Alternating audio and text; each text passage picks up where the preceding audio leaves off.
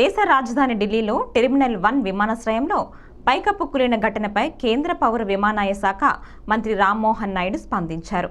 పైకప్పు కూలిన ఘటనపై వ్యక్తిగతంగా పర్యవేక్షిస్తున్నామని ఎక్స్లో వెల్లడించారు. టెర్మినల్ 1 వద్ద ఉన్న ప్రయాణికులు అందరికీ సహాయం వెంటనే అందించాలని అధికారులను ఆదేశించినట్లు రామ్మోహన్ నాయుడు వెల్లడించారు. ఘటనలో ఒకరు చనిపోయారు. మృతుడి కుటుంబానికి 20 లక్షల ఆర్థిక సాయం అందజేస్తామని కేంద్ర మంత్రి రామ్మోహన్ నాయుడు ప్రకటించారు.